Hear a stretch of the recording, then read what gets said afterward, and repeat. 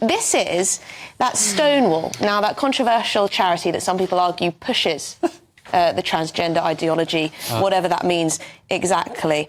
But anyway, still more than 300 schools are still signed up to what they call their champions scheme. And in some of this guidance is teachers essentially have signed up to removing any unnecessarily gendered language from the classroom. So teachers are being urged to use they instead of he or she, and children or young people instead of boys and girls. Bev, are you surprised with everything that the government has been saying on this issue? I think that this guidance is still in schools. No, because I think the government are really spineless when it comes to this issue. Like, so many head teachers are spineless on this issue. So many politicians are spineless on this issue. Children need boundaries. They need adults to be the adult in the room and to remind them of facts and to make them feel safe. And that can involve saying, you are a boy and you are a girl. Because children are what they are confused about often as they getting into teenage years, their sexuality. That is inevitable. It's a process that we all go through.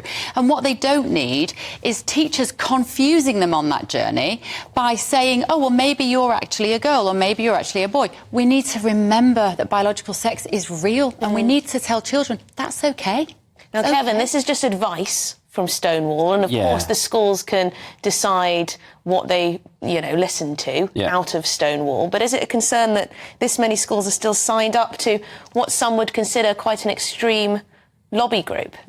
I mean, there's no evidence in this story from what I can see that this is actually going on. I mean, I've had kids at school now for the last 10 years, and as far as I'm aware, this has never happened, certainly in the school that teachers have used they instead of he and she? Absolutely, at the school that they go to, albeit that is only one school. But, I'm not entirely sure that you can make the link between signing up to this or becoming a Stonewall champion therefore means that you have to do this. And I've not seen any examples of it actually. My children's school, this happened in the sixth form. It was the girls who objected to being called girls, and they called a meeting with the teacher and they said, you need to call us they, not girls. Now, I would love to go into my kids' sixth form and tell those girls why it matters that they are young women and why that will be important to them and why that will make their life different to the boys in that class. It made my blood boil to think that was as a parent, the biggest challenge these days isn't finding a school that delivers a good education. It's finding a school that's not going to indoctrinate your children with nonsense like this.